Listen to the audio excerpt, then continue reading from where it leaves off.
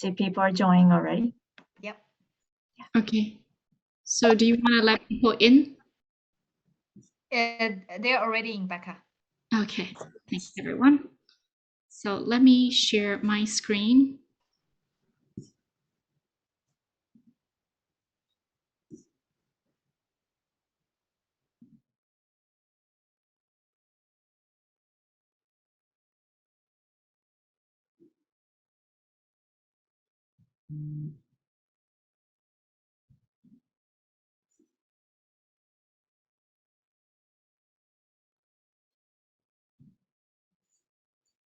Hold on.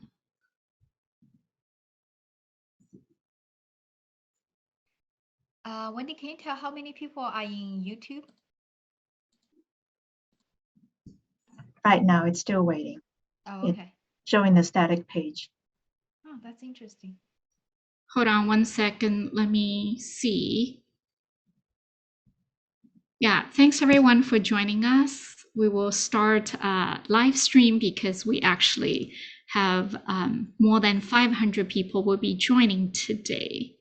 So Jenny Kwang said, looks no audio,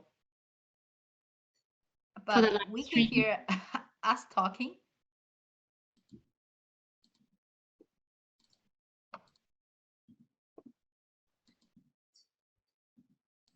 Oh, you can hear. Sounds Okay. good. Yeah, sounds good. can everybody hear now? Great. Thank you for letting us Yes. know.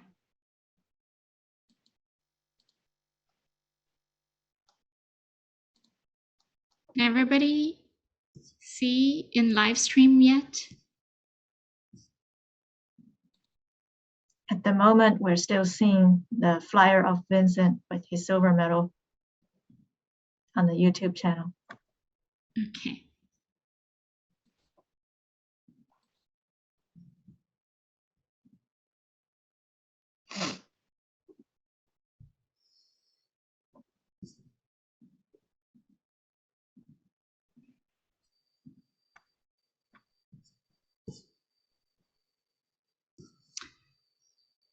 Sorry. Let's see. How do I go live here? Personal course live transcript.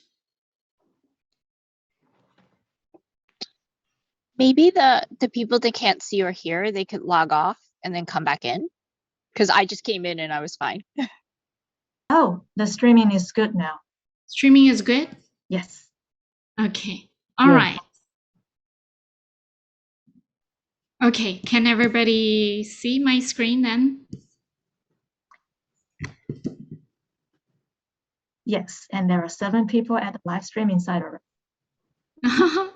All right. Sounds good. Let's go live here and let's give maybe 2 more minutes for the folks to join. Bring your wonder. Yes, you are only one. No, it's not enough. But if you lift your eyes, I am your brother. And this is all we need. And this is where we start. This is the day we free. This is the day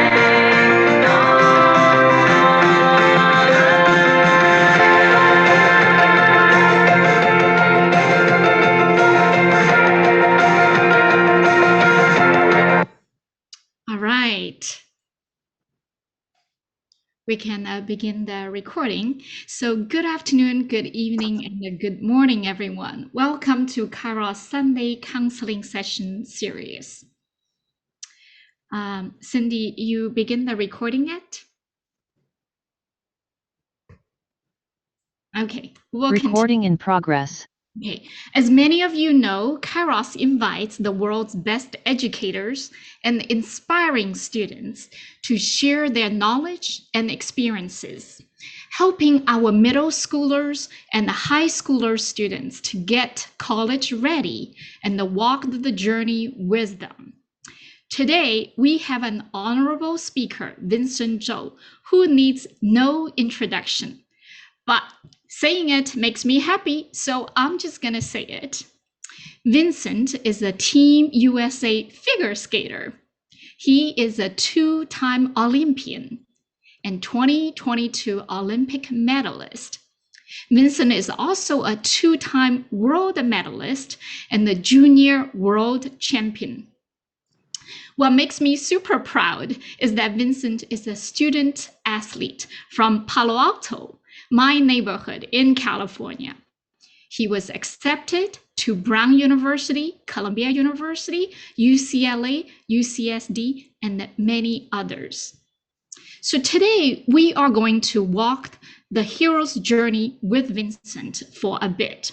How he, as the world's top athlete, faced his own challenges, especially how he strived the balance between studying and the training, and why he ultimately chose Brown University. So Vincent, welcome to our webinar. We have about 1,000 students and parents today and others. So of course, the world admires you for your talent, your achievements, your intellect, and even your good looks. So if I ask our audience, would you like to be Vincent? I'm sure I will get many yeses. But if I ask them, well, then you need to commit to fighting the battles after battles. Kind of like getting through one independence war and 2 civil wars and more, without knowing the end results 16 years ahead. And that is precisely what you committed to do.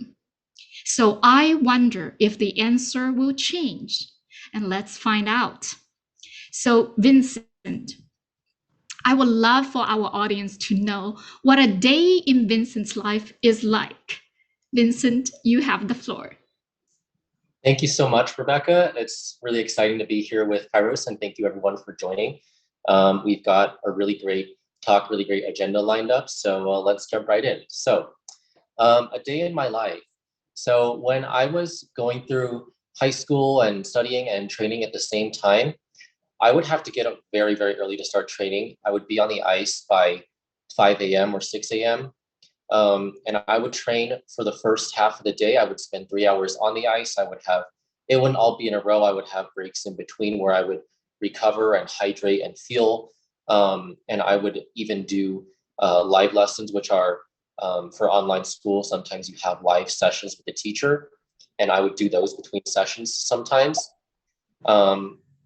And then after the first part of the day, which is training, I would study the entire second half of the day, all the way up until often, 10 p.m., 11 p.m. Sometimes I would even be up past midnight because, kids procrastinate in their work sometimes. And sometimes, I wouldn't get enough sleep, and the next day would be very hard for training, but that's the life of a student athlete.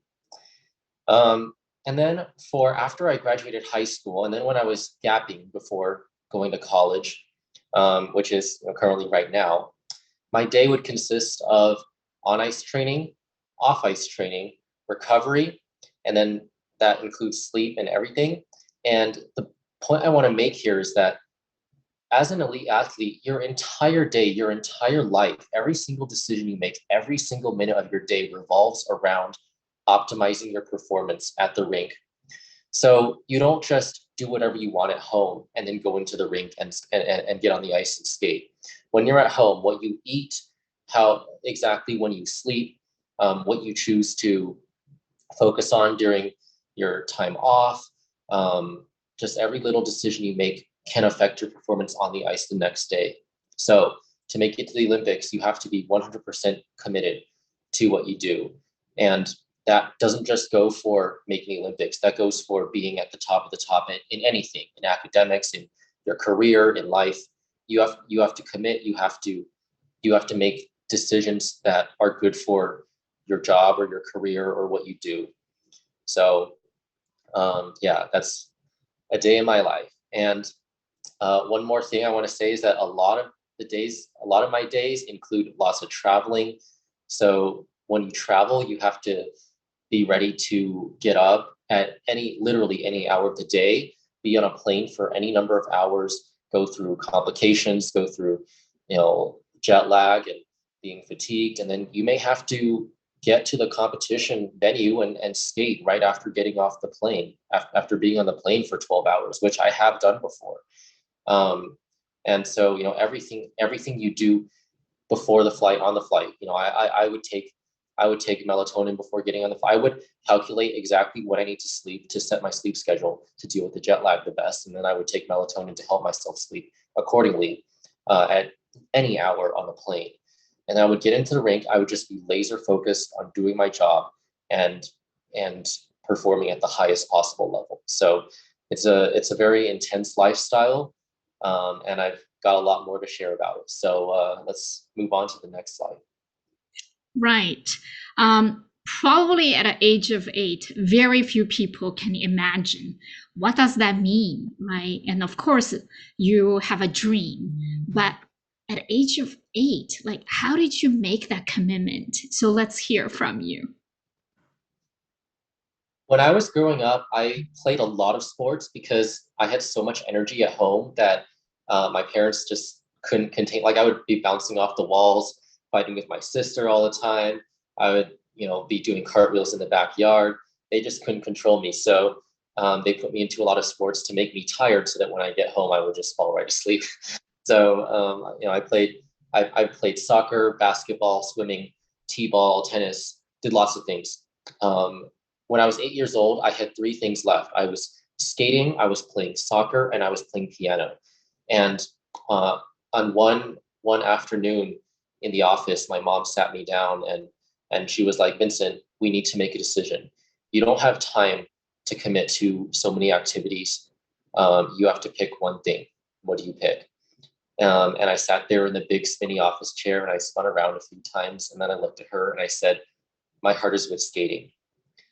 Verbatim. Like, at 8 years old, you typically don't really know what like being passionate about something means, but I knew like when I had to make that decision, I knew skating was what I wanted to do.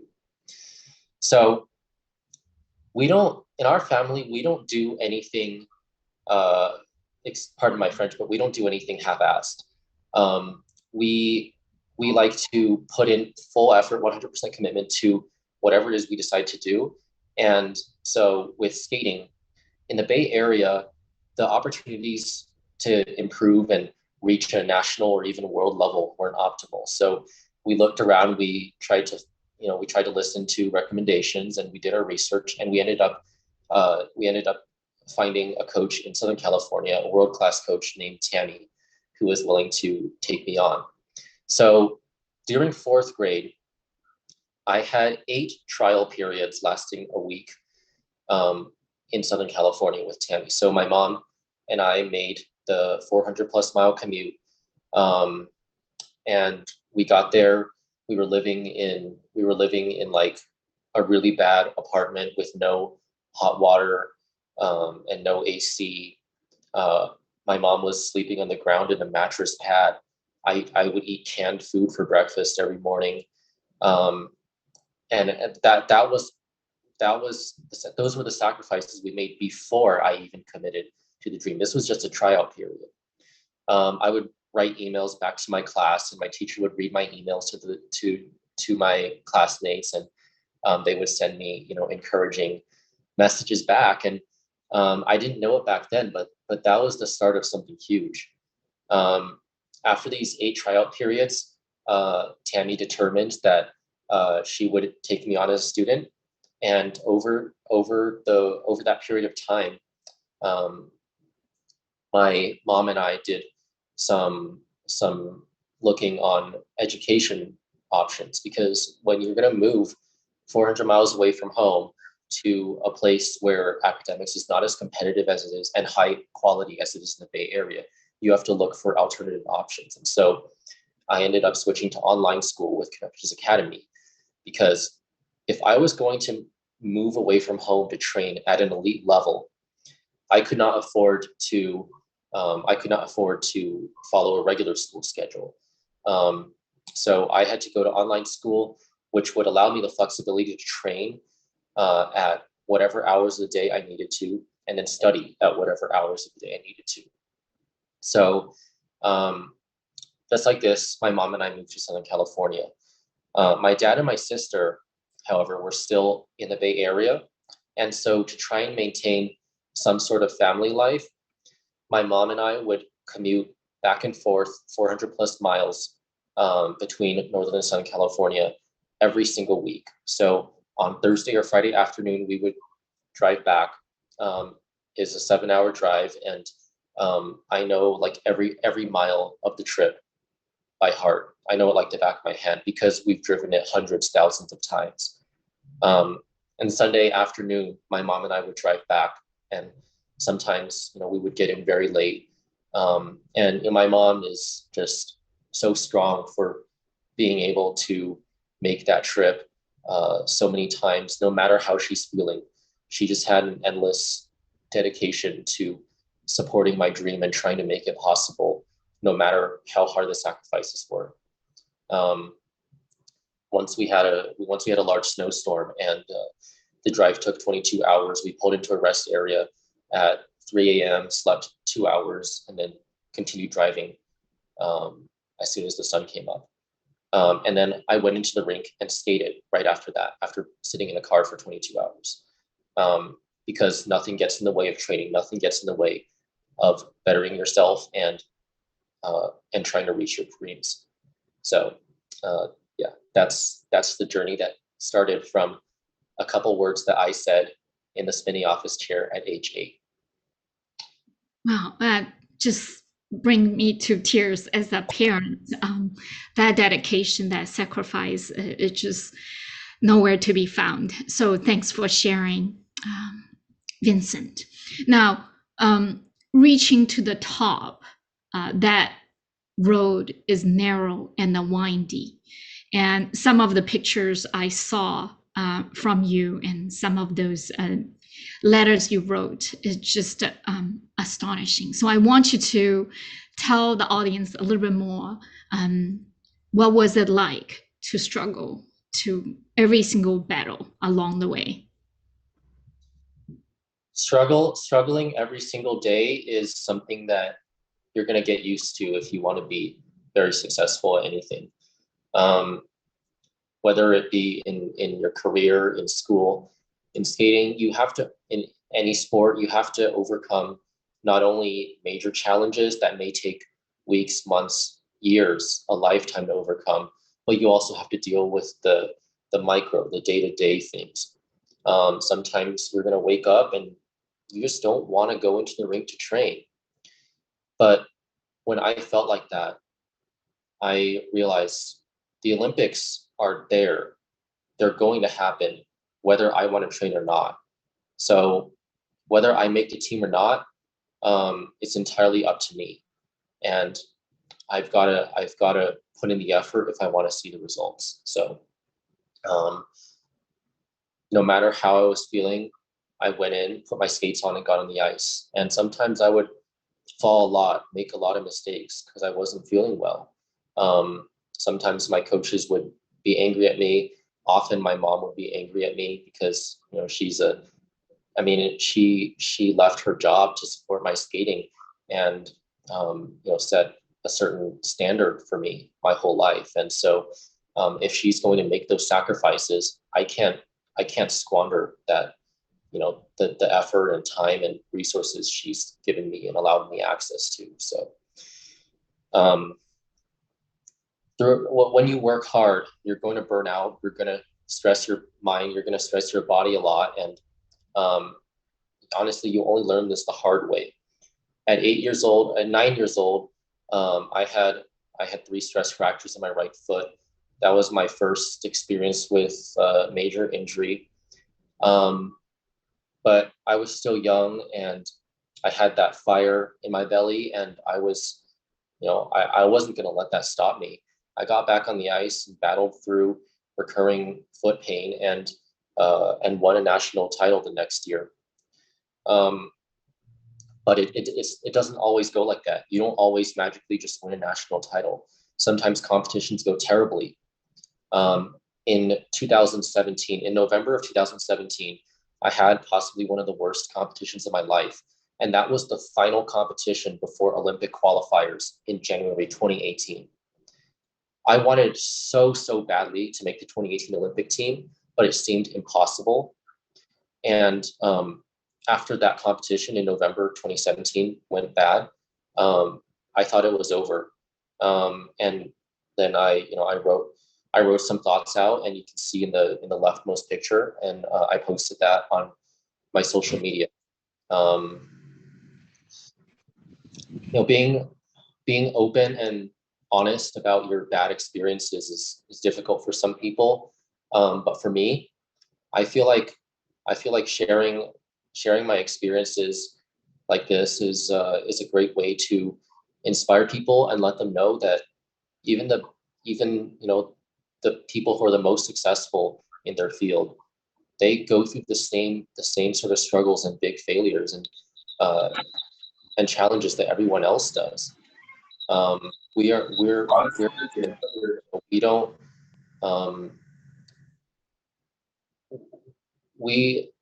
we aren't allowed to make mistakes when people see us on TV, and that sort of pressure is just huge and very difficult to deal with. And we'll talk about some mental strategies to deal with those later.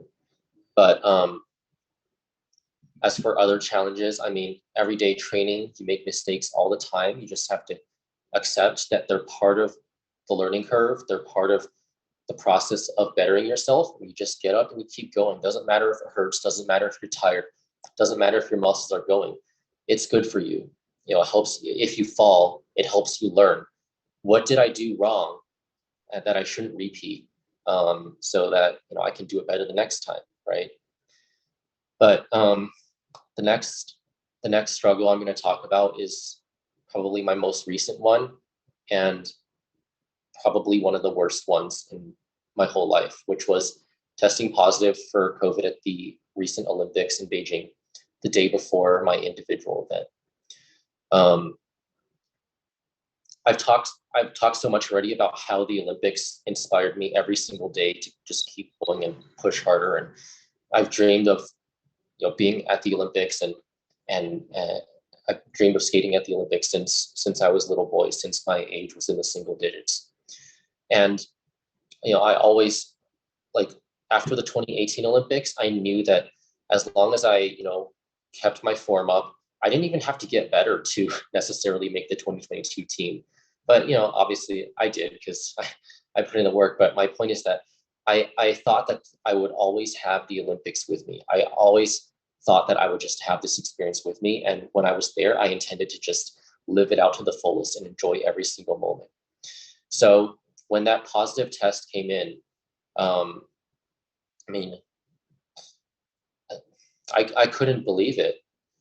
It was like something like the most important part of my identity, the biggest part of my life, something I'd worked for up until this time, 21 years, was just suddenly ripped away from me.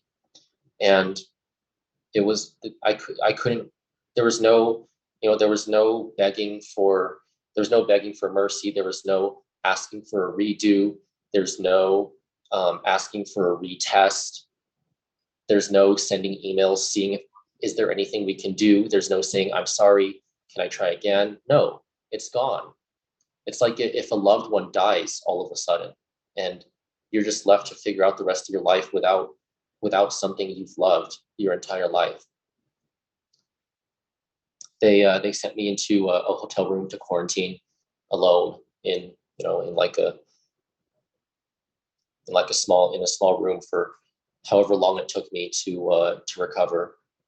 And the first night, or the first morning I woke up, sometimes you wake up from a dream and you don't know where you are for a second. And that's kind of what I felt like when I woke up. I didn't exactly realize where I was. I was super confused. And as my eyes drifted from the ceiling towards my suitcases in the entryway, still untouched, that's when it hit me that this is my reality now.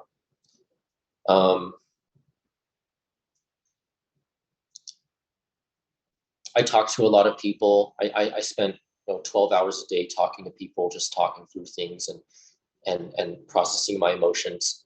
How do you even process something like that, right? I got a little bit better each day. I had a lot of support around me. But then on the third day, the individual event, the free skate, which is the final event in the individual competition, happened, and I didn't watch, I couldn't, but I was following the results, and when the final results came in, and I knew that I could have medaled with how I was training. I'd been training very well going into the Olympics, and I knew that I could have won a medal. Not even having the opportunity, and realizing that just on that third day just broke me down to pieces, and all the progress I had made in the previous 3 days just gone, and I was a mess again. Recovering from that after getting home from Beijing was a very difficult process. I mean, I don't have the words to describe it, but some days I just could not approach my skates at all. It was too painful, and like my mom would sit down next to me and cry with me and hold my hand, and she's never ever done that in my life. So, but I think after talking about such painful things for so long, I can't end it on a bad note. And coincidentally, that is how my story goes following the Olympics. I was destroyed after the Olympics. I could not train properly for the entire period after the Olympics leading up to the World Championships. I was in no mental state to, but something inside of me, that fire that had been burning since I said those words in the spinny office chair at age 8, got me to step foot on the plane to the World Championships. Because I didn't want to live the rest of my life regretting that I didn't even try to go to Worlds. I even try to compete there. And so with 6 weeks of no training, I went to Worlds and I won a medal. The medal that I should have had the opportunity to compete for at the Olympics, but was taken away from me. But I got it at Worlds. I don't know how. That's just proof that sometimes all it takes is just believing in yourself. That goes for starting any challenge in life, not just in skating. If you need to, if you don't feel like you can successfully do something, but you really, really want to, and you have it inside your heart, you desire it so badly, you give anything for it. Sometimes all it takes is to take that first step on the plane. For me, take the first step on the plane to France, to the World Championships. And after you make that hardest first step, you're free. You're free to do what you love, what you've always been capable of. So yeah, that's the story of my struggles. Thank you so much, Vincent. Now let's talk a little bit of you coming onto the world stage, and a very, very young age. How did you pull this off? Okay, so deep breaths. So when I was young, I was extremely energetic. I was super competitive.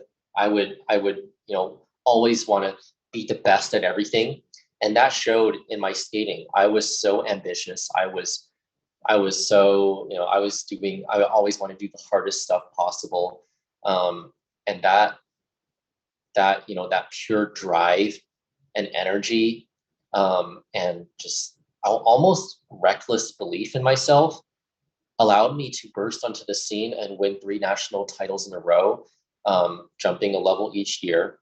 And I set records for being the youngest to win national title at X level, and also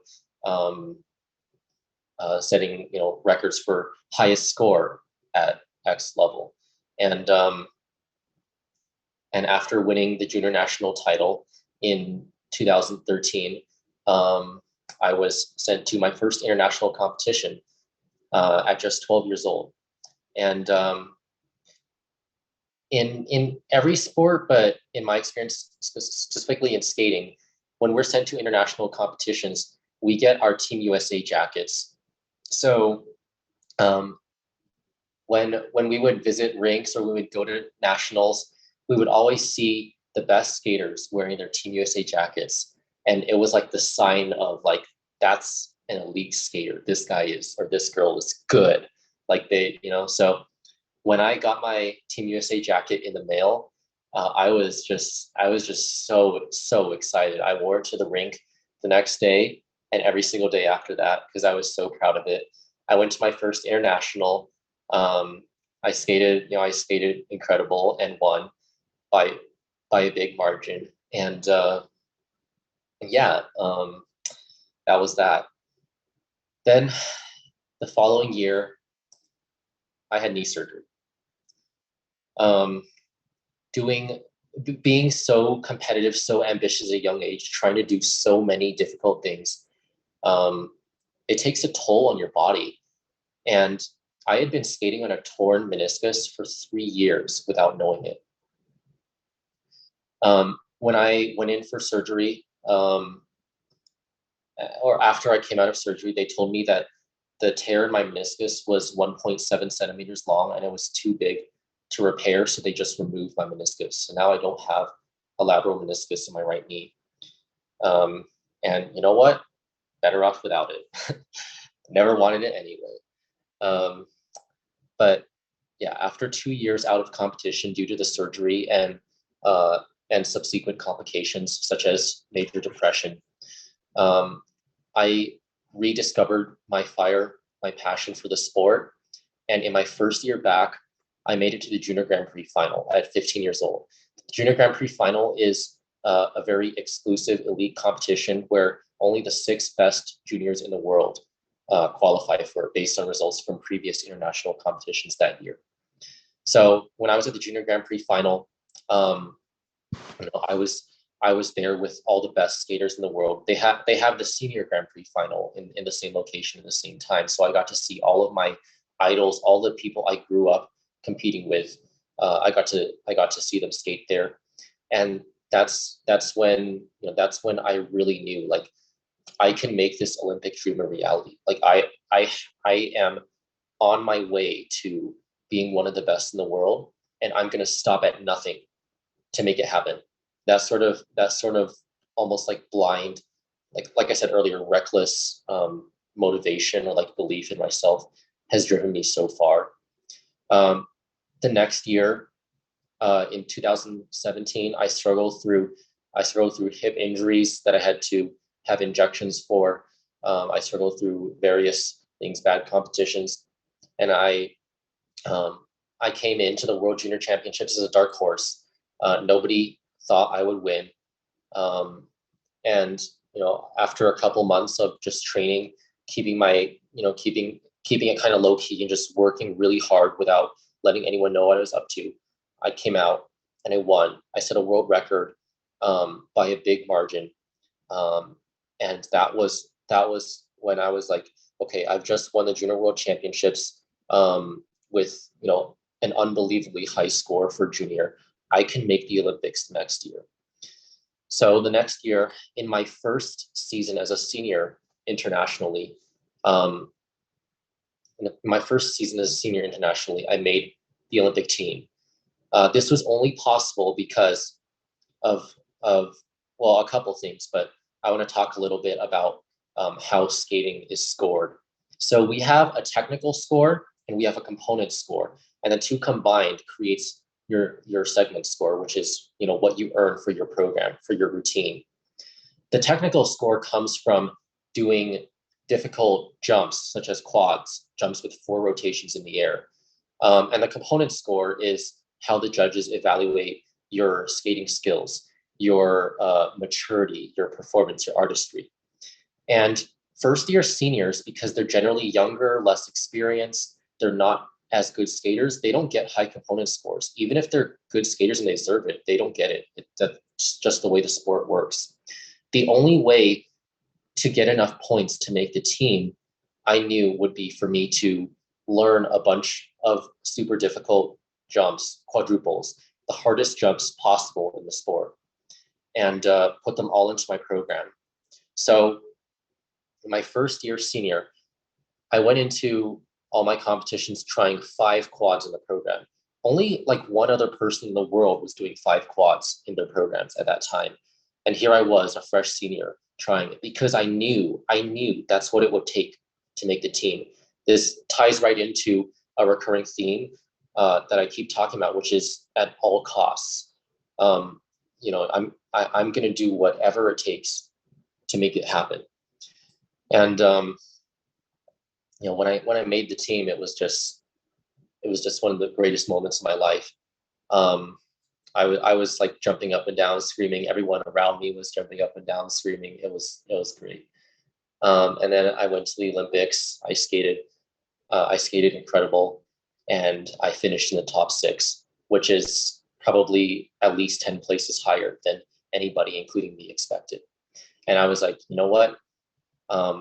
I went in as a first year senior, got 6 at the Olympics. I can medal next time around. In 4 years, I'm going to be unstoppable. And so in 2019, at the start of that fresh 4-year Olympic cycle, I set out to make that happen. Now in the 2019 season, a lot of things didn't go my way. That's just the way that's just how life goes. For some reason during that season, I just gained a lot of naysayers, people who just didn't think I was good. And I remember before Worlds, I had a major international competition called 4 Continents, and I medaled there. So I had to do a press conference, and during the press conference, I was asked, "What are your goals for the World Championships?" And I said, look, I know that it's unlikely, and I know that it'll be dependent on how other people perform, but I want to medal at the World Championships. That's my goal. I know I can do it if I just focus on myself and don't worry about what anyone else is doing, but I just focus on upping my game and doing the best I possibly can. I believe I can medal. And people laughed at me. They called me names. They said he can't do it. And I went to Worlds and I medaled. And that's the power of just believing in yourself, focusing one of my favorite quotes is from the 1980 documentary, the documentary about the 1980 hockey team, U.S. Olympic hockey team that defeated the Soviets, who were undefeated for like 20 years prior to that. The coach during the game is just saying, play your game, play your game. Don't worry about what the other people are doing. Just focus on yourself, do the best you possibly can, control the variables you can control. The variables you can't control, forget them. That's how I won my first world medal. Fast forward 2 years at the 2021 World Championships. Everyone had been recovering from the pandemic. Skating was recovering from the pandemic. We were still, doing competitions in bubbles. Things were just really weird and different. And in that season, I was having a lot of boot problems. So that's one of the worst things that can happen to you, because even when you're doing all you can to control, being in peak physical condition, making your technique as good as possible, training as hard as you can, if your boots aren't working, there's not a lot you can do, especially when it's right before a major competition, because breaking in a new pair of boots takes a long time. And so you can't just switch to a new pair of skates and magically, have them work. So I went to the 2021 World Championships in a bad pair of skates and crumbled. I didn't even qualify for the free skate. I was 25th in the short program. So after being a 2018 Olympian and a world medalist, and wanting so badly to be one of the best in the world and medal at the next Olympics, being 25th at Worlds in the season prior to the Olympics was not good. So I went into the 2022 season. Having come off of a terrible Worlds. I went right back to the drawing board, and I didn't even stop to cry or feel sorry for myself once. I immediately sat down with my coach, and we came up with a list. Here are the variables we need to get in control of. Here are the action steps we need to take to get things back on the right track. We came up with a list. A, we're going to do this. B, we're going to do this. C, we're going to do this. It went on and on and on. And we set about taking action. We went above and beyond to get everything in order. I started getting in shape super early in the season, and I went out there, and I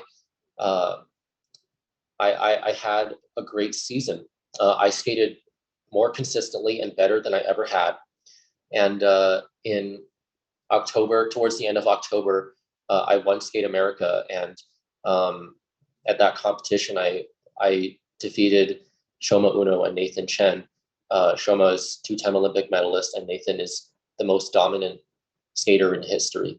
He's the best skater in the world, and hadn't lost a single time in 18 competitions. And this isn't me talking down on my competitors, by the way. I have a great friendship with Nathan, and I respect him so much.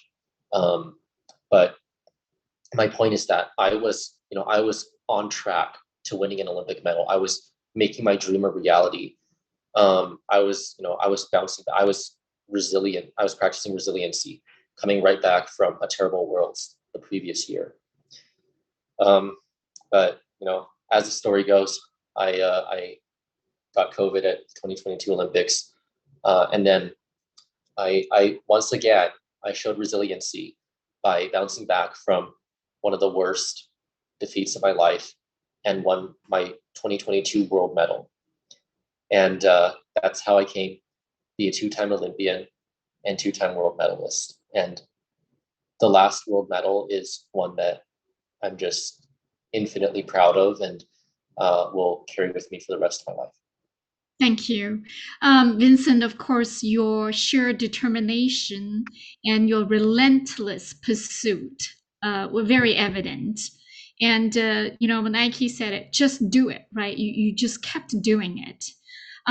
So many of the audience, many of the high schoolers probably don't have that talent or that conviction, but everybody is going to be faced with a big decision that's coming at some point in life.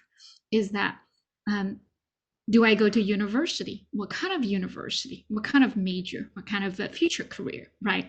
Now, while you are on the way to the world's top athlete, when going through the journey, you also had to struggle balancing the study part, right? And tell us more how you handle that, right? On one hand, you're doing training 10 hours a day, but on the other hand, you are a student. You have to go through the journey like many others. So do share with us more. Gladly. So we're going to switch gears now and talk a little bit about my academic journey now that we've covered my athletic journey. So being of Chinese descent, being Chinese American, and having parents who both went to Tsinghua, which is the best university in China, the academic standard in my family has always been very high. My mom always said to me that if you don't have good grades in school, you're not allowed to skate, because skating only takes you so far. It's not like a sport like basketball or football, where if you do well, you're successful, you earn multi-millions, and you're successful for life. You don't have to be educated. But skating doesn't pay well. Skating isn't government funded. Our federation is nonprofit, funding is very limited, and successful skaters often are very obscure for the rest of their life. So I had to make my own road to success through academics. So from the time I was young, I was in advanced programs. My mom had me doing 6th grade Singapore math workbooks when I was in 2nd grade. I was trying to stay ahead of the curve. And obviously, when I switched to online school, I knew that it would be a big challenge because online school quality just generally is not as good as regular school quality, especially in the Bay Area, which is one of the most competitive academic areas in the world, honestly. So when I switched to online school, I was in 4th grade, but they had me do a placement test. And the placement test ended up allowing me to skip grades. So I skipped 3 grades in math and 1 grade in all the subjects. And the logic for skipping grades, because my mom knew that it would be a big challenge for me. But we did it for a couple of reasons. Number one, the school recommended it, obviously, based on the results of my entrance test. But secondly, I knew that if I skipped grades, I would be able to graduate a year or 2 early, and then I would be able to take the 2017 to 18 Olympic season off from school and just focus on skating entirely and use that extra time to commit fully to skating. And obviously that paid off because I made the 2018 Olympic team and had a great Olympics. And then the third thought was kind of a contingency plan. If skating doesn't work out, if I end up quitting skating at some point, maybe during my teenage years, well, I've already skipped grades, so I've kind of already learned the material a little bit ahead in online school. So if I have to go back to regular school in the Bay Area, I can go back to my normal grade and I'll already kind of know the material and I'll have an advantage. So that was the mindset for skipping grades. Because I was ahead, I took my SAT subject test at 13 and 14, or at 13, and I took my ACTs at 14. I moved to Colorado then, and ACT is what we take in Colorado. So that's what I did. I did tutoring for that. Obviously, I put in the extra effort. For English tutoring, I had a Stanford professor who would tutor me in a small group of Bay Area kids from 4th through 9th grade. And so, I talked about my mom driving from Northern to Southern California and back every single week. Well, I would do my tutoring in the evening right after getting off the long car ride. I would just get back home and start the tutoring right away. No time wasted. When I was training in Southern California, I did so much extra stuff to try and get ahead in school. For example, every Friday, after my 3 hours of training on the ice, we would drive 1.5 hours to Irvine, and then I would do my workout in like the 100-degree weather. I would do a long, hard workout. I'd be so tired, but then I would go right to tutoring right after that, math tutoring. I would be doing calculus tutoring, and it was like 2 or 3 hours long, and I would be like falling asleep while sitting next to the tutor. I remember like just falling like this and having to catch myself and hoping that the tutor didn't notice. And then we would be leaving the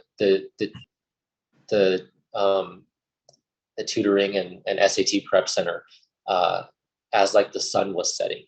Because it was too late to drive back, we would stay overnight in the garage of a doctor's house.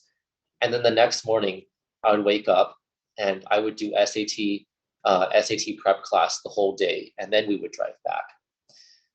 So I spent all the extra time I could afford to trying to prepare as close to an advanced student's route as I could. So I decided to try and apply for some colleges when I was 15 years old. I knew that I wouldn't be necessarily going then, but I wanted to kind of get the experience and see if I could get into anything with where I was at, because it was the end of junior year when I was 15. That's the time when people start doing that stuff. So, to meet the UC University of California requirements, I had to, so they didn't accept the science courses that my online school did. So I had to commute to a different school in heavy Southern California traffic on my training days to do hands-on labs for my biology, chemistry, and physics.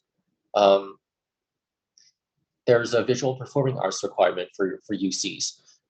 They also didn't accept the courses that my online school had that I could do. The only way I could do it was I could either take courses at my local college, or I could do, I could either do APs or I could do college level courses online. I didn't really like the APs that my online school offered, so I decided to take college level online courses. So I took a lot of extra steps during high school just to get credits, just to meet college requirements, just to go above and beyond. A lot of skaters don't do that. Most skaters will just try to focus on skating and make it their whole life, because I mean, to be successful in a sport, that's generally what you have to do. So yeah. Can we move on to the next slide now? Perfect. So in 11th grade, I had just moved to Colorado, and where I moved, there was a pretty good regular school where an Olympian that I knew had gone there during her highly competitive years, and she had taken that route. So I decided to try it for myself. And part of the reason I decided to do 11th grade, which is the hardest and most taxing year of high school, in regular school, even though I knew that would make my skating harder, is because I wanted a complete high school experience. I didn't want to go into college having done online school for the last 7 years and not know what's going on at all, because that's how it was. I didn't know what was going on at all. I didn't know how a period schedule worked. I hadn't been in a physical classroom since I was 8 years old. I didn't know how anything was happening. But what a lot of skaters will do is just, what a lot of people will do is just continue to stay on the easy route and stay in online school. I knew if I stayed in online school, I could have gotten straight A's easily, and it would look way better in my transcript. But I decided to prioritize having the complete high school experience before going to college. And so I went to 11th grade at Cheyenne Mountain High School in Colorado Springs. This allowed me to adapt to different environments. So I did not know how to socialize at all. I was completely out of my element. I didn't know. I had never had to go to school and be in different classrooms for different subjects before. It was just all about adapting and evolving with my environment. The first week of school, I was gone because I had an international competition. So I missed getting to know all my classmates. I missed the beginning of all the classes, which is sometimes the most important part. I came back so discombobulated, had no idea what was going on, but I just got right into it. I basically started off behind. Not even 2 weeks later, I was gone again for another international. This was just a common theme through the whole year. I missed finals review week because of the most important competition of my season. I came back from Europe, got back the night before my math final, and then went in at 6 a.m. the next morning to do my math final. I still succeeded that year academically, but it was just very difficult.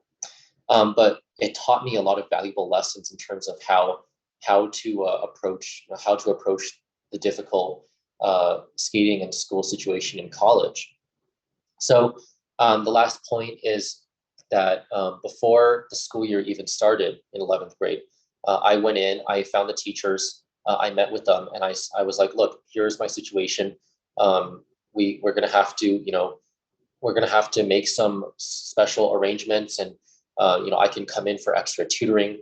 Can you give me the work ahead? Can you give me extra material to study on my own? I met with all the teachers before the school year started, which is typically something you do in college, but not necessarily in high school. And I developed great relationships with my teachers. Some of them I still stay in regular contact with to this day. And cultivating relationships with my high school teachers kind of taught me a little bit about how to approach that same thing for college. Because when I went into Brown in 2019, I had to do the same thing, but luckily I had prior experience already. Thanks so much, Vincent. 11th grade obviously was quite challenging for you, but very immediately you were faced a big decision, right? Columbia University accepted you, and seemingly that has a prestige, and then Brown. Tell us how you made that decision when you were at a crossroad. Sure. A couple things drew me to Brown. I think one of the biggest things was the open curriculum. So having done online school for so long, and that allowing me to achieve what I did in skating, that really taught me the importance of having a flexible education setup. And I really liked what Brown's open curriculum had to offer. They have a math requirement and a writing requirement, and the rest of it is up to you to fulfill your selected concentration, which is what they call the major. So the open curriculum was one of the primary reasons I chose Brown University. The second thing was I did a lot of campus visits before making my decision, and I really liked Brown's setting. It's in a really nice, a beautiful suburban environment. There's lots of open space. I like to have room to think. I feel when there's lots of people rushing around me trying to get to their thing, and more concerned with their 9-to-5 job or getting their class than having just a little more room to breathe, and talk to people. I felt that much more at Brown. Another thing is Brown has generally smaller class sizes, which allows you to communicate more closely with a professor, work more closely with a professor, and has a little more personalized learning experience. And the student, same thing, the student-professor ratio is lower.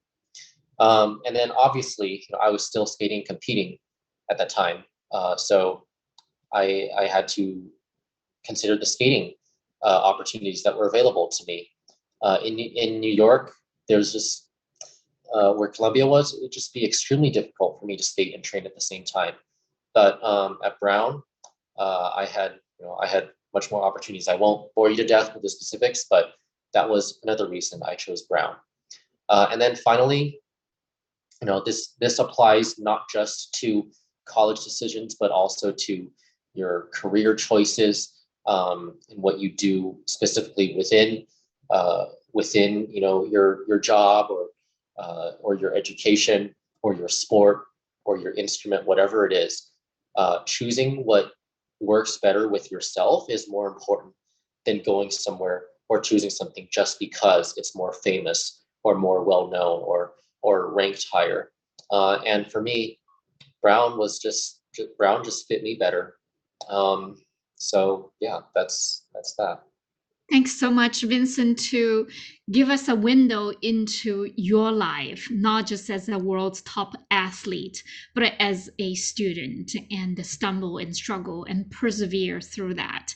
So I want you to leave our audience some takeaways here. So over the course of my athletic and academic journey, I've learned so many things, gone through so many experiences, positive and negative. And through this entire journey, my family has always been behind me.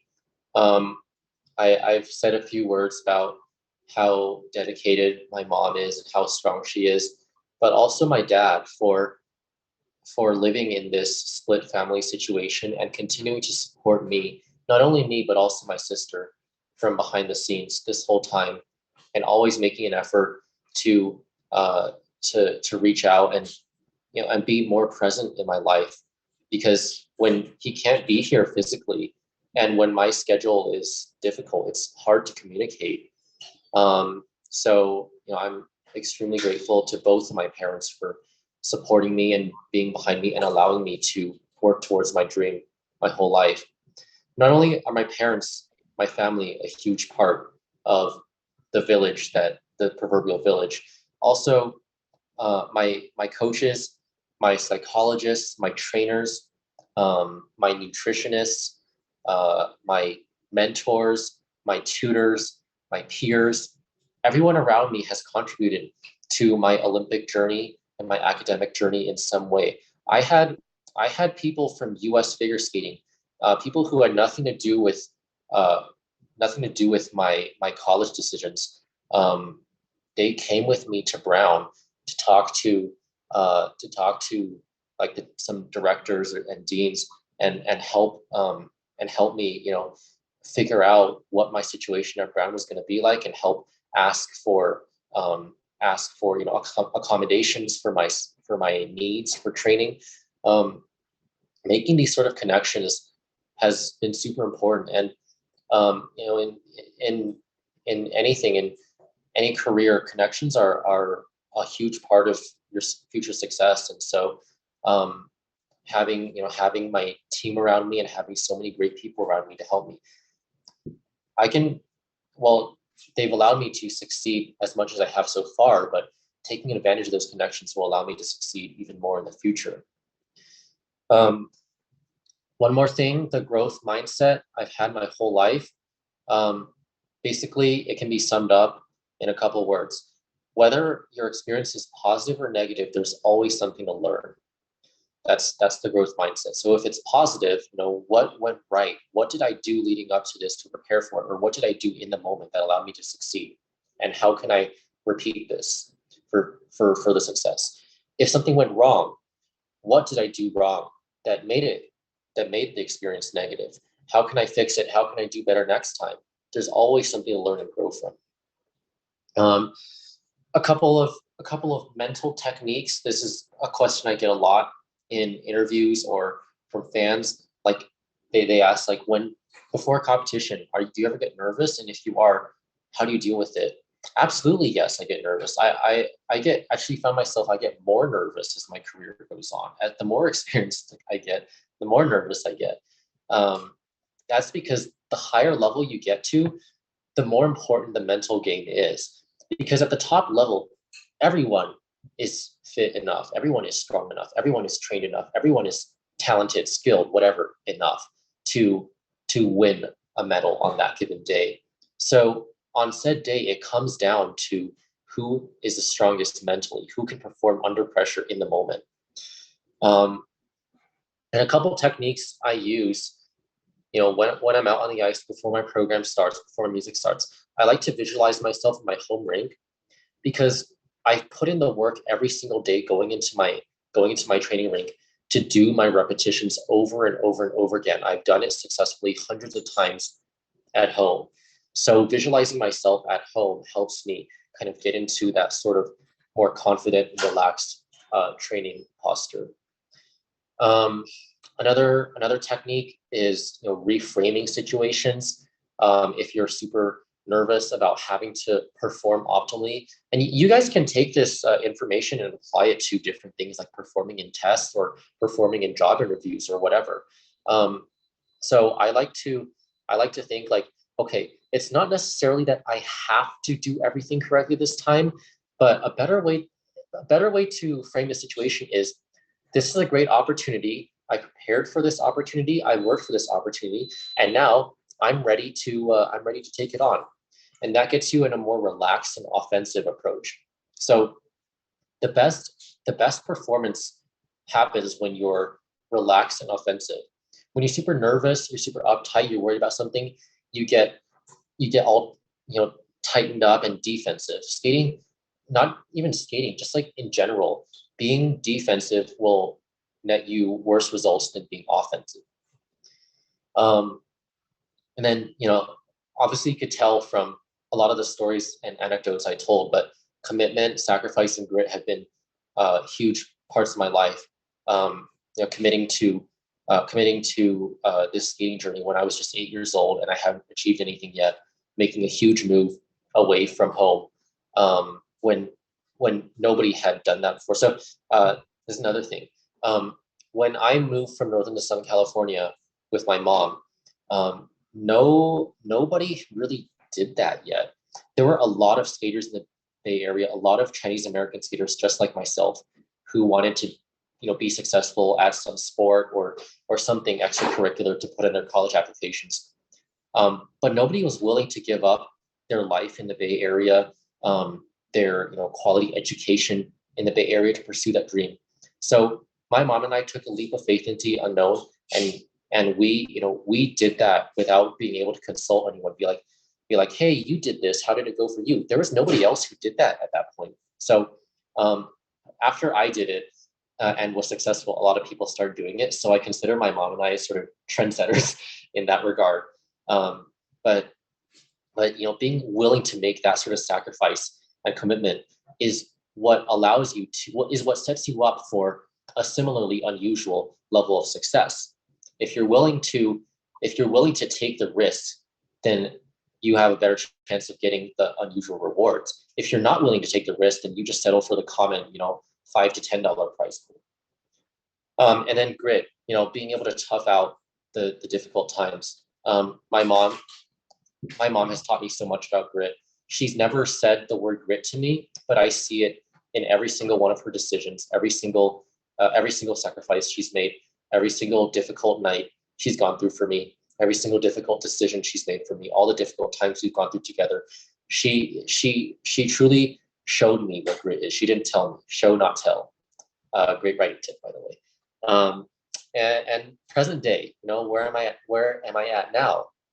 So after having been to 2 Olympics and winning 2 world medals and having achieved most of what I always dreamed of as a young boy in skating, I'm ready for the next chapter of my life. So a lot of people have been asking me, are you going to compete another 4 years? Are you going to go for the 2026 Olympics?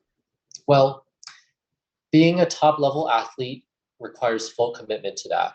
Being a top level student requires full commitment to that. It's very hard to live with a foot in each world. And so I didn't want to put off school for another 4 years and graduate college at 30. Because, as my mom always said to me, academics is always going to be number one. Skating only takes you so far. You have to have a successful career. So as of right now, I am planning to go to school full time starting in the fall. I'll be going into Brown as a second semester freshman, and I'm just so excited for all the opportunities that are going to present themselves to me. I'm doing math tutoring right now. I'm reading up on different topics. I'm still skating a bit because I have a tour in Japan coming up, so I need to be able to perform at a high level for that. But I'm also staying fit, working out a lot. I don't want to gain a freshman 15. I want to stay in shape because that's part of me. Like a huge part of my identity is being a skater, being extremely athletic, and being able-bodied, and I'm proud of that. So I'm looking forward to being able to stay in shape while I'm at Brown. And that, I think that's a great way for me to live a disciplined life, is to not just spend my spare time when I'm not studying, hanging out with friends, lounging around, doing random stuff. But being fit when you're not an athlete takes commitment and discipline too. And so I think that's going to be a great way for me to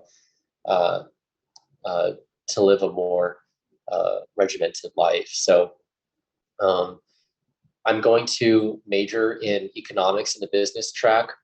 I'm just so excited for the next chapter of my life. It's been an absolute journey, as you can tell.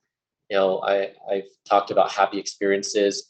I cried talking about my bad experiences, and I talked about the sacrifices I made academically to be able to go to Brown and to be able to get to this point. So yeah, I mean, one of my favorite quotes is, "Tomorrow is the first day of the rest of my life," and that's how I intend to live life. Thank you, Vincent, for sharing these invaluable lessons and the mental techniques and the whole journey of developing your character, the courage, but every single step along the way and balancing as a student and an athlete. And thanks for wearing our t-shirt today. So Yeah. you have this Kairos t-shirt on you. Love it, love it.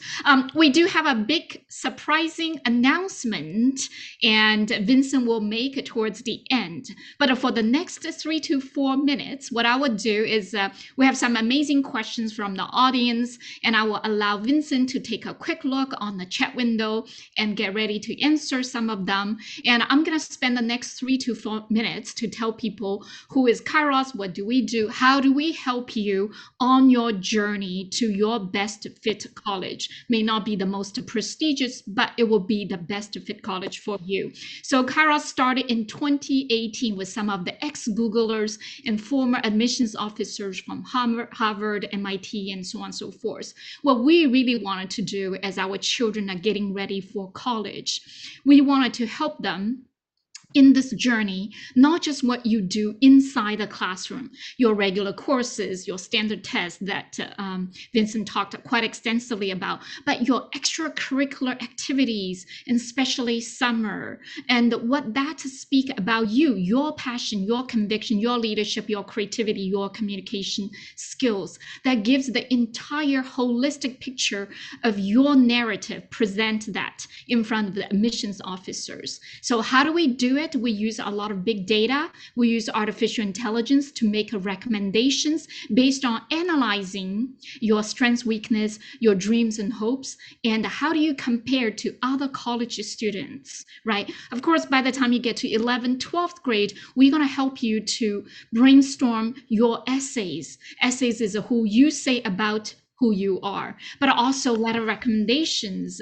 Vincent mentioned about cultivating that relationship with teachers, mentors, coaches early on, right? So that the third party will say who you are in their words, in their letter recommendations. But of course, building your activity list, building your resumes to make sure that you present yourself as a whole. Now, towards the end, when you think about selecting a college, a major, a future career path, Vincent talked about his decision-making into Brown, right? Don't just look at the prestige, but look at it. Is that experience of 4 or 5 years a good fit for you? What kind of curriculum, what kind of social setting, what kind of... So with that, Vincent, are you ready for some questions? Let's go to Yes. our students who are also, Olivia Ma already sent me the questions way before this talk. She is a fan. She is also a figure skater in California, in Fremont. So here are the questions from Olivia, and I thought it was representative.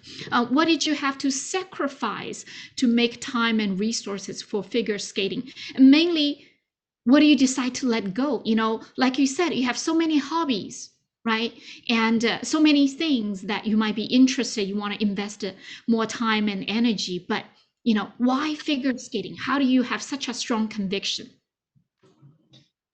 I talked a little bit already about sacrifices that my family and I made for skating, but I would say more specifically, I sacrificed a normal I sacrificed a normal life in regular school. I sacrificed great academic opportunities. I sacrificed a proper social life. I sacrificed, normal like after school activities that people would just, kids would go and have fun. I sacrificed all material things. I don't think I, really owned anything worth over like $30 or $40 up until I was like maybe, aside from my phone, up until I was maybe 18 or 19. When I went to the 2018 Olympics, they give you a lot of free clothes and gear. I think my closet size doubled or tripled after that. Because when you go into training every day, it doesn't matter what you're wearing. It doesn't matter how you look. All that matters is that you perform. So, yeah. And then Besides my family and coaches, where do I get the most support in my skating journey? Well, I would say my psychologist, my sports psychologist, especially in my later years, played a huge part in my success, teaching me how to manage certain thoughts, teaching me how to manage different kinds of pressures, different things I might feel, helping me adapt to different circumstances. And then I guess I want to mention my incredible fans who have been with me all these years, because I've talked so much about everyone else, but I haven't talked about my fans yet. I'm just so grateful for all the people who follow my skating journey and people who watch my competitions and cheer me on. We as skaters and athletes and performers, we draw energy from our supporters, and so the more enthusiastic your support is, the more enthusiasm we perform with. So thank you guys so much for being part of my journey. Thanks, Vincent. Let's go pick some other questions from the chat window. Some of them are also very, very good, very representative. Hopefully you've had a chance to look at some of them, but I am going to pick something from the chat window here. So now, one question from the audience is that, did it help you with the college application to say, you have a good SAT score, you have a good AP score, and then you have the skating achievements? What else maybe in your college application you thought that was, really caught the admission officers' attention? Well, because standardized testing isn't required anymore, they don't consider it as heavily as before. But I believe that still having a good standardized test score and putting it on your application will influence the decision.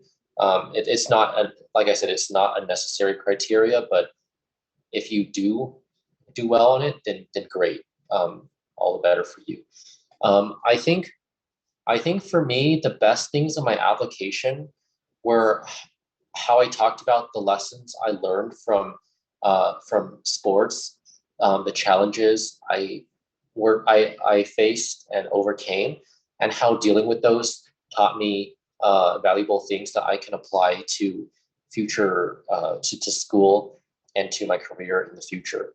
Just general life lessons we learned from being an athlete and living a difficult lifestyle where you have to sacrifice and commit and persevere to succeed. Showing quality, showing rare levels of grit and willingness to succeed at all costs. I definitely think that's something that was good that the admissions officers could see on my application through me telling my journey. As for other things, I would just say show that you're passionate. Make sure to read up on the requirements and go the extra mile. Make sure to fulfill all the stuff. Like I went above and beyond to meet certain requirements in high school. I talked about that earlier. I did community work. I did fundraising. I donated my competition winnings to cancer funds. I think stuff like that definitely does give your application a little boost.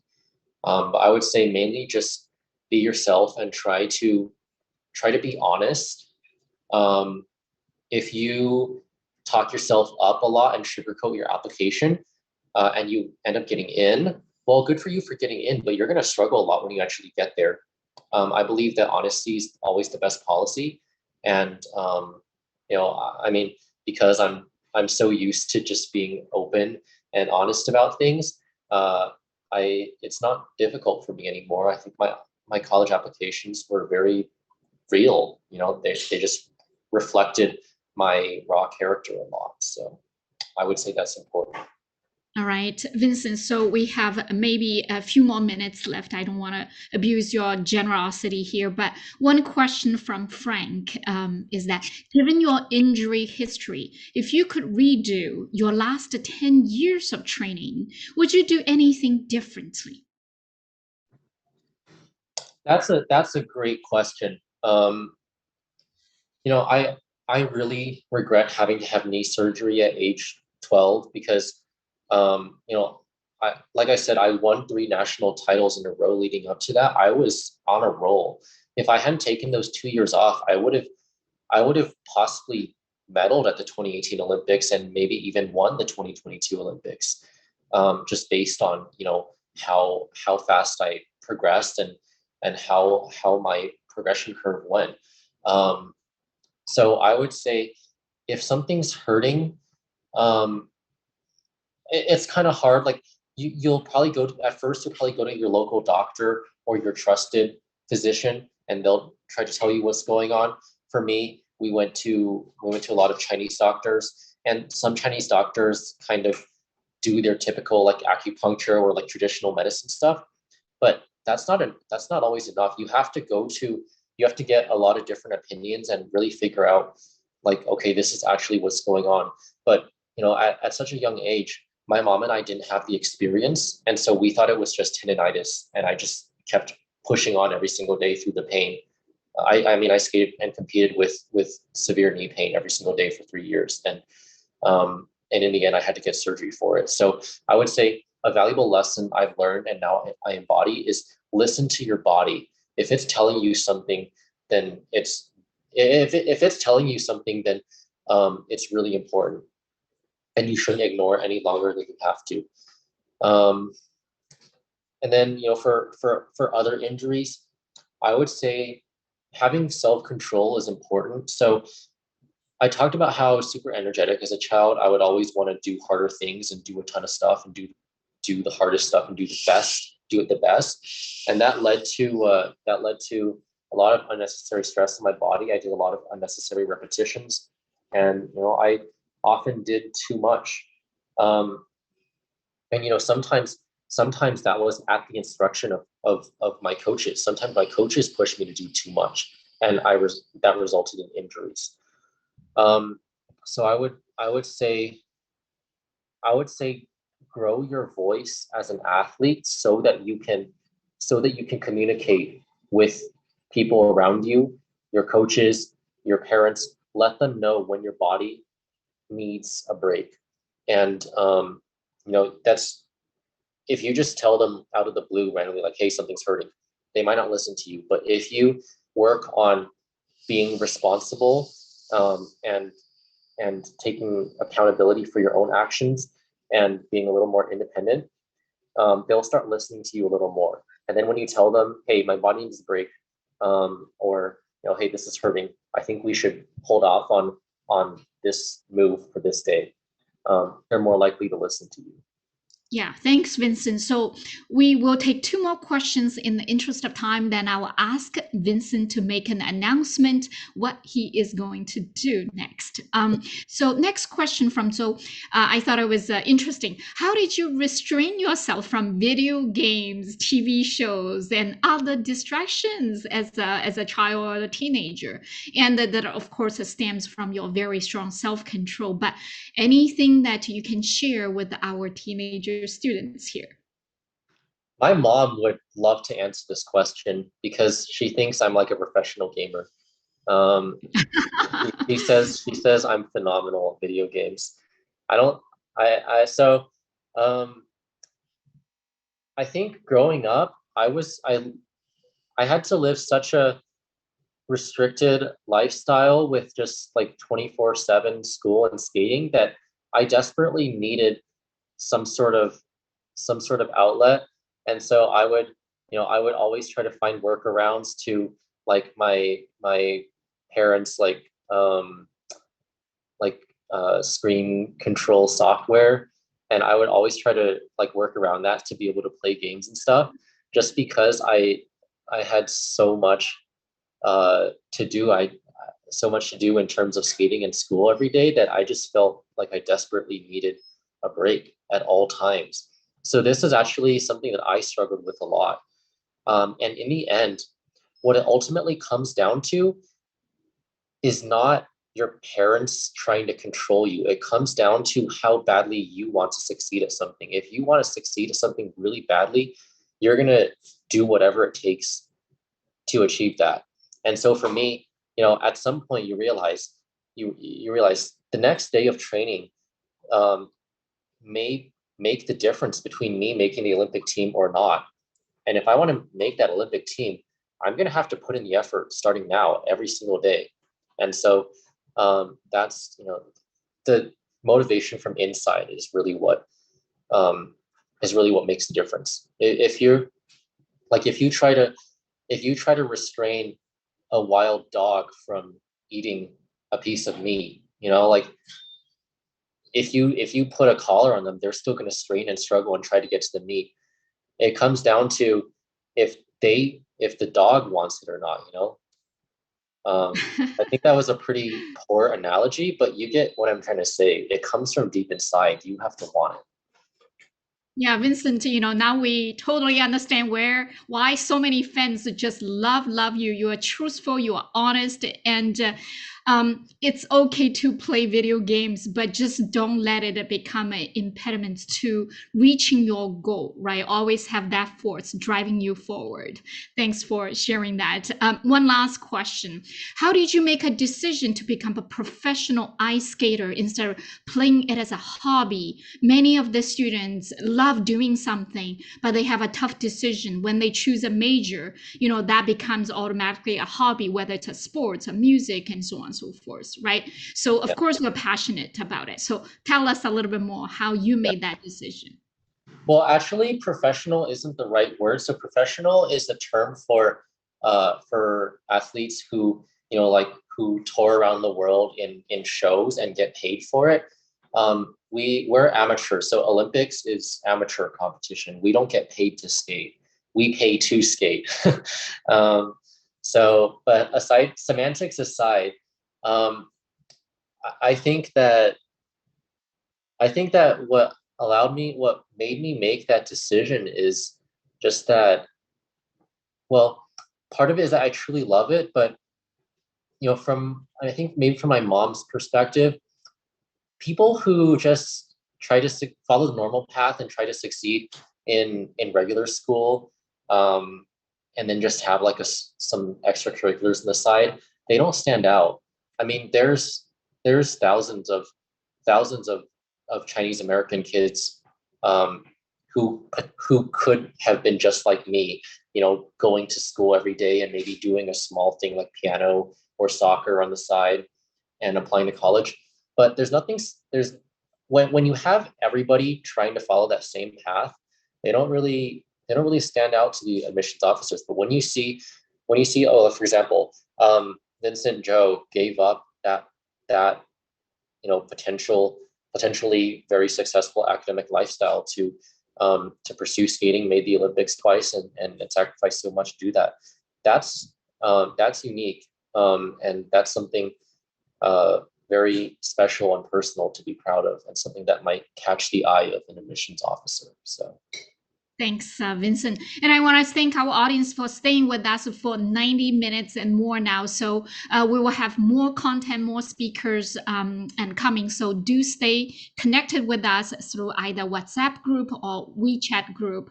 And now let me give the floor to Vincent to make an announcement. So Vincent, take it away. Yeah, so to anyone who's still here, thank you so much for being with us this whole time and listening to me talk about my journey. As you guys know, there's lots of Ukrainian refugees, and those people need your help. I have lots of friends who are skaters who were directly impacted by this. I talked to a friend who's Russian Ukrainian, and I won't mention his or her name, but I sat down with them over dinner, and they were like, because of the war, our family,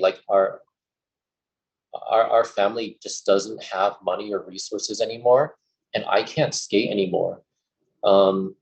I mean, the war is destroying people's careers, their lives, things they've worked for. It could be me, you know. I might not be here giving this talk today if my life were affected in that way. So, you know, since this is an important issue, not just worldwide to many people, but to me personally, I'm really excited to be doing an auction to raise money for Ukrainian refugees with another one of my friends who's coincidentally also named Vincent. His name is Vincent Zhang, or Zhang if you want to be Chinese about it. But I will be auctioning some of my personal items, some of my Olympic gear, things that I treasure very much, and you could have a chance to win them. So you know, stuff that I've worn at the Olympics, you could win them in the auction. The email is right there, vincentforcharity@gmail.com. So send us an email if you wanna you know, stay connected, and the time and locations to be announced. So thank you guys so much for coming, and to anyone who does donate to our great cause, thank you so much. Thank you so much, Vincent. Amazing, inspiring story. Audience, if you wanted to stay in touch, please connect with us. We're also gonna help Vincent in whatever he does in the future. So thank you for your support. Everybody have a great evening, great Sunday, and we'll talk to you very soon. Thanks, Vincent. Take Thank good you. care. Okay, Thank bye you, now. Rebecca.